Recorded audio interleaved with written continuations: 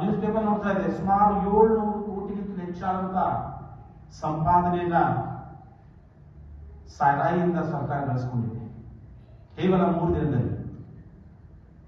ಅದರಲ್ಲಿ ಅನೇಕ ನಮ್ಮ ಕ್ರೈಸ್ತರಿದ್ದಾರೆ, ಅನೇಕ ನಮ್ಮ ಭಕ್ತರಿದ್ದಾರೆ. ಅಂತವರ ಒಂದು ಬಿಡುಗಡೆಗಾಗಿ ನಾವು ಪ್ರಾರ್ಥನೆ ಮಾಡೋಣ. ಕುಟುಂಬವಾಗಿ ಪ್ರಾರ್ಥಿಸಲಿ. ಸೈತಾನನು ಮೊದಲು ಸಭೆಗಳಲ್ಲಿ ಕಾರ್ಯ ಮಾಡ್ತಾ ಇದ್ದ, ಸೈತಾನನು ಬಹಿರಂಗ ಚರ್ಚ್ಗಳಲ್ಲಿ ಕಾರ್ಯ ಮಾಡ್ತಾ ಇದ್ದ. ಆದ್ರೆ ಈಗಿನ ಕಾಲದಲ್ಲಿ 2025, 24, 25, 26 ನೋಡುವಾಗ ನಮ್ಮ ಪರ್ಸನಲ್ ಮನೆಯಲ್ಲಿ ಅಥವಾ ಸೈತಾನ್ ಕಾರ್ಯ ಮಾಡ್ತಾ ಇದ್ದಾನೆ. ಹೆಂಡತಿ ಗಂಡು ಆಗ್ತಾ ಇಲ್ಲ, ಗಂಡ ಗಂಡ ಮಕ್ಕಳೇ ಆಗ್ತದೆ. ಯಾಕೆ? ಸೈತಾನ್ ತಂದಾಕುವಂತ ಸಂಶಯ ಆತ್ಮಗಳು, ಸೈತಾನ್ ತಂದಾಕುವಂತ ಹೇಳಿದ್ರೆ ಕೆಟ್ಟ ವಿಚಾರಗಳು, ಇದನ್ನ ಅನೇಕ ಜನರು ಹಿಂಬಾಲಿಸಿ ಕುಟುಂಬದಲ್ಲಿ ಐಕ್ಯತೆ ಕಡಿಮೆ ಆಗ್ತಾ ಇದೆ, ಪ್ರೀತಿ ಕಡಿಮೆ ಆಗ್ತಾ ಇದೆ, ಅಹಂಕಾರ ಹೆಚ್ಚಾಗ್ತದೆ, ಕೋಪ ಹೆಚ್ಚಾಗ್ತದೆ. ಯಾಕಂದ್ರೆ ಸುಸನಾ ವೆಸ್ಲಿ ಅವರು ಹೇಳಿದ ಹಾಗೆ ಅವರ ಮಕ್ಕಳಿಗೋಸ್ಕರ ಪ್ರಾರ್ಥನೆ ಮಾಡ್ತಾ ಇದ್ರು. ಅವ್ರು ಮಾಡಿದಂತ ಪರಿಶ್ರಮ, ಅವ್ರು ಪಟ್ಟಂತ ಕಷ್ಟ ಅದು ಒಂದು ಕೂಡ ವ್ಯರ್ಥವಾಗಲಿಲ್ಲ. ಡಾಕ್ಟರ್ ಜಾನ್ ವೆಸ್ಲಿ ಅವರು ಸುಮಾರು 1791ರಲ್ಲಿ ಅವರು ಮರಣಿಸಿದ್ದಾರೆ. ಆದ್ರೆ ಅವರ ಹೆಸರು ಇನ್ನೂ ಕೂಡ ಜೀವಿತವಾಗಿದೆ. ಅನೇಕರು ಇನ್ನೂ ಕೂಡ ಅವರ ಸಾಕ್ಷ್ಯವನ್ನು ಓದ್ತಾ ಇದ್ದಾರೆ, ಅವರನ್ನ ಹಿಂಬಾಲಿಸ್ತಾ ಇದ್ದಾರೆ. ಇವತ್ತು ನೋಡಿದ್ರೆ ಬೀದರ್ನಲ್ಲಿ ಸುಮಾರು ಸಾವಿರಾರು ಚರ್ಚ್ಗಳು ಮೆಥೋಡಿಸ್ಟ್ ಹೆಸರು ಮೇಲಿದೆ. ಆದ್ರೆ ಅವರ ಹೆಸರು ಮೇಲೆ ಅಂದ್ರೆ ಅವ್ರು ಯಾರು ಸ್ವತಃ ಪ್ರಾಪರ್ಟಿ ಮಾಡ್ಕೊಂಡಿಲ್ರಿ.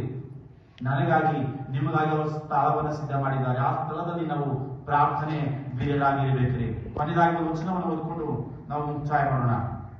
ಕೀರ್ತನೆಗಳು 51ನೇ ಕೀರ್ತನೆ ಅದರ 10ನೇ ವಚನವನ್ನು ನಾವು ಧ್ಯಾನ ಮಾಡೋಣ. ದೇವರೇ ನನ್ನಲ್ಲಿ ಶುದ್ಧ ಹೃದಯವನ್ನ ನಿರ್ಮಿಸು. ನಾವು ಪ್ರಾರ್ಥನೆ ಹೀಗೆ ಮಾಡಬೇಕು. ಮುಂಜಾನೆ ಎದ್ದ ತಕ್ಷಣ ದೇವರೇ ನನ್ನಲ್ಲಿ ಶುದ್ಧ ಮನಸ್ಸನ್ನ, ಶುದ್ಧ ಹೃದಯವನ್ನ ಸ್ವಾಮಿ ನೀನು ಅನುಗ್ರಹಿಸುವುದಾಗಿ ನಾವು ಪ್ರಾರ್ಥಿಸಬೇಕ್ರಿ. ಅವಾಗ ದೇವರು ನಮ್ಮೆಲ್ಲಾ ಹೃದಯವನ್ನ ಕರಗಿಸಿ ಮೃದುವಾಗಿ ಮಾಡುತ್ತಾನೆ. ನಾವು ಮಾಡುವಂತ ಪ್ರತಿಯೊಂದು ಪ್ರಾರ್ಥನೆಗಳಲ್ಲಿ ಜಯ ಕೊಡುತ್ತಾನೆ. ನಾವು ಮಾಡುವಂತ ಪ್ರತಿಯೊಂದು ಪ್ರಾರ್ಥನೆಯಲ್ಲಿ ದೇವರೊಂದು ಶುದ್ಧತೆಯನ್ನ ಕೊಡುತ್ತಾನೆ. ಸ್ವಾರ್ಥಿಗಾಗಿ ಜೀವಿಸುವುದನ್ನ ಬಿಟ್ಟು ನಾವು ಕರ್ತನಿಗಾಗಿ ಜೀವಿಸುವಾಗ ದಾವೀದ ಮಹಾರಾಜ ಹೇಳ್ತಾನೆ, ದೇವರೇ ನನ್ನ ಹೃದಯವನ್ನ ಶುದ್ಧಿಗೊಳಿಸಿದ. ಮುಂದೆ ನನಗೆ ಸ್ಥಿರ ಚಿತ್ತವನ್ನು ಅನುಗ್ರಹಿಸಿ ನನ್ನನ್ನು ನೂತನಪಡಿಸು. ನೋಡ್ರಿ, ನನಗೆ ಸ್ಥಿರ ಚಿತ್ತ. ನಾವು ಕೂಡ ಹೀಗೆ ಪ್ರಾರ್ಥಿಸಬೇಕು. ದೇವರೇ, ಹೊಸ ವರ್ಷದಲ್ಲಿ ನಾನು ಕಾಲಿಟ್ಟಿದ್ದೇನೆ, 365 ದಿನಗಳು ಬಾಕಿ ಇದೆ ಸ್ವಾಮಿ. ಈ ದಿನಗಳಲ್ಲಿ ನಾನು ಸ್ಥಿರ ಮನಸ್ಸುಳ್ಳವನಾಗಿ ನನ್ನ ಮನೆಯಲ್ಲಿ ಬೆಳಿಗ್ಗೆ 5 ಗಂಟೆಗೆ ಎದ್ದು ನಾನು ನನ್ನ ಮಕ್ಕಳಿಗೋಸ್ಕರವಾಗಿ ಯೋಗನ ಹಾಗೆ ಅವರ ಮನಸ್ಸಿನಲ್ಲಿ ಪಾಪ ಮಾಡಿರ್ಬೋದು ಎಂಬುದಾಗಿ ತಿಳಿದು ನಾನು ಪ್ರಾರ್ಥನೆ ಮಾಡ್ತೇನೆ ಎಂಬುದಾಗಿ ನೀವು ತೀರ್ಮಾನಿಸುವಾಗ ದೇವರು ನಿಮ್ಮನ್ನ, ನಿಮ್ಮ ಮಕ್ಕಳನ್ನ ಸಮೃದ್ಧಿಗೆ ತರಿಸ್ತಾನೆ, ಐಶ್ವರ್ಯವಂತವಾಗಿ ಮಾಡುತ್ತಾನೆ, ನಿಮಗೆ ಉನ್ನತ ಸ್ಥಾನಕ್ಕೆ ನಡೆಸುತ್ತಾನೆ. ನೀವು ಯಾವತ್ತೂ ಕೂಡ ವಿಚಾರ ಮಾಡೋದಿಲ್ಲ. ಆ ರೀತಿಯಲ್ಲಿ ನಿಮ್ಮ ಮಕ್ಕಳನ್ನ ಉನ್ನತ ಹುದ್ದೆಯಲ್ಲಿ ದೇವರು ಇಡುವಂತವನಾಗಿದ್ದಾನೆ. ಮಾತು ಕೊಟ್ಟಂತ ದೇವರು ಯಾವತ್ತೂ ಕೂಡ ವಾಪಸ್ ತೆಗೆದುಕೊಳ್ಳುವಂತ ದೇವರಲ್ಲ. ಕಂಟಿನ್ಯೂ ಓದಿ ಸರ್. ನಿನ್ನ ಸನ್ನಿಧಿಯಿಂದ ನನ್ನನ್ನು ತಳ್ಳಬೇಡ. ನಿನ್ನ ಸನ್ನಿಧಿಯಿಂದ ನನ್ನನ್ನ ತಳ್ಳಬೇಡ. ಕಳೆದ ವರ್ಷ ಕರ್ತನೆ 52 ವಾರಗಳಲ್ಲಿ ನಾನು ಕೆಲವೊಂದು ವಾರಗಳನ್ನು ಮಿಸ್ ಮಾಡ್ಕೊಂಡಿದ್ದೇನೆ, ಕೆಲವೊಂದು ಕಾರಣಗಳಿಂದ. ಆದ್ರೆ ಈ ವರ್ಷ ನನ್ನ ಜೀವ ಹೋದರೂ ಪರವಾಗಿಲ್ಲ ಸ್ವಾಮಿ, ನಿನ್ನ ಸನ್ನಿಧಾನದಿಂದ ನನ್ನನ್ನ ತಳ್ಳಬೇಡ.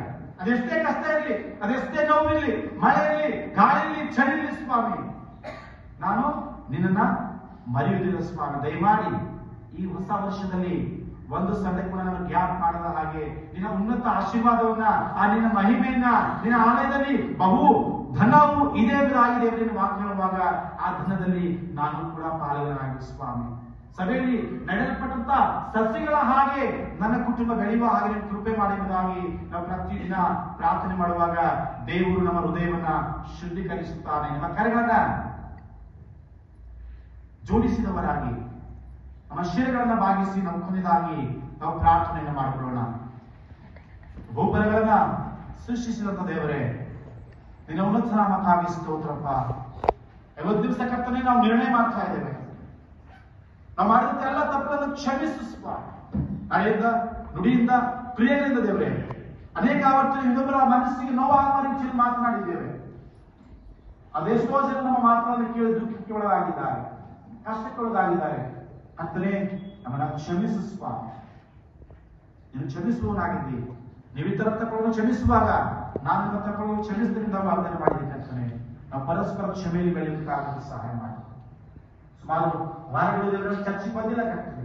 ಮಹಿಳೆ ಕೂಟೆಯಲ್ಲಿ ನಾನು ಭಾಗಿಯಾಗಿಲ್ಲ ಸ್ವಾಮಿ. ಉಪವಾಸ ಪ್ರಾರ್ಥನೆಯಲ್ಲಿ ಭಾಗಿಯಾಗಿಲ್ಲ ಕರ್ತನೆ. ಆದ್ರೆ ಈ ವರ್ಷ ಪ್ರತಿ ಒಂದರಲ್ಲಿ ದೇವರೇ ನಾನು ಭಾಗಿಯಾಗ್ತೇನೆ. ನಮ್ಮ ಸಹಪಾಲಕರನ್ನ ನಾನು ಪ್ರೀತಿಸುತ್ತೇನೆ. ಅವರ ಆರೋಗ್ಯ ಕ್ಷೇಮವೇ ನನ್ನ ಆರೋಗ್ಯ ಕ್ಷೇಮ ಎಂಬುದಾಗಿ ತಿಳಿದು ಬದುಕಿ ಬಾಳುತ್ತೇನೆ ಸ್ವಾಮಿ ಎಂಬುದಾಗಿ ನಾನು ಪ್ರಾರ್ಥನೆ ಮಾಡ್ತೇನೆ ಸ್ವಾಮಿ. ಕರ್ತನೆ, ಈ ಸಭೆನ ಆಶೀರ್ವಾದ ಮಾಡಿದೇವ್ರೆ. ಈ ಸಭೆನ ಬರುವಂತ ದಿನಗಳಲ್ಲಿ ಸಣ್ಣ ಮಕ್ಕಳು ಮೊದಲುಗೊಂಡು ದೊಡ್ಡವರ ಪರ್ಯಂತ ಎಲ್ಲರನ್ನ ಸ್ವಾಮಿ ನೀನು ಆಶೀರ್ವದಿಸು. ಅವರ ಉದ್ಯೋಗಗಳನ್ನ ಆಶೀರ್ವಾದ ಮಾಡು. ಮತ್ತೆ ಯಾರ ಕಷ್ಟದಲ್ಲಿದ್ದರು, ಯಾರ ರೋಗದಲ್ಲಿದ್ದರು, ಯೇಸುವಿನ ನಾಮದಲ್ಲಿ ಅವರ ರೋಗಗಳು ಮಾಯವಾಗಿದ್ದಾವೆ. ಉಚ್ಚವಾದಂತಹ ಆರೋಗ್ಯವನ್ನ ದಯಪಾಲಿಸಿ ಎಂಬುದಾಗಿ ನಾವು ಪ್ರಾರ್ಥಿಸುತ್ತೇವೆ ಕರ್ತನೆ. ಬರುವಂತ ದಿನಗಳಲ್ಲೆಲ್ಲ ಈ ಕೆಲಸ ನಡೀತಾ ಇದೆಯೋ ಯೇಸುವಿನ ನಾಮದಲ್ಲಿ ಅಪ್ಪ 2026ರಲ್ಲಿ ಪರಿಪೂರ್ಣ ಆಗಲಿಕ್ಕೆ ಸಹಾಯ ಮಾಡಿದ್ದೇವೆ. ಸಭಾಪಾಲಕರನ್ನ ಒಳ್ಳೆ ಸಭಾಪಾಲಕರ ಪಟ್ಟಿದೆ ಕರ್ತನೆ. ಅವರನ್ನ ಆಶೀರ್ವದಿಸುವ ಕುಟುಂಬ ಪರಿವಾರವನ್ನ ಆಶೀರ್ವಾದ ಮಾಡಪ್ಪ. ಅವ್ರು ಹೋಗುವಾಗಲೂ ಬರುವಾಗಲೂ ಇಂದಿನ ಸದಾಕಾಲ ನಿನ್ನ ಅನುಗ್ರಹ ಅವರೊಟ್ಟಿಗೆ ಇರಲಿಲ್ಲ ನಾವು ಪ್ರಾರ್ಥಿಸ್ತೇನೆ. ಸಭೆಯ ಎಲ್ಲ ಅಧ್ಯಕ್ಷರನ್ನ, ವಿಶ್ವಾಸಿಗಳನ್ನ, ಅವರ ಆರೋಗ್ಯಕ್ಕೋಸ್ಕರ ನಾವು ಪ್ರಾರ್ಥಿಸ್ತೇನೆ ಕರ್ತನೆ. ಇವರನ್ನ ಸಮೃದ್ಧಿಯಾಗಿ ನಡೆಸಬೇಕೆಂಬುದಾಗಿ ಯೇಸು ಕ್ರಿಸ್ತನಲ್ಲಿ ಪ್ರಾರ್ಥಿಸ್ತೇವೆ ತಂದೆ ಆದೇವರೇ. ಆಮೆನ್.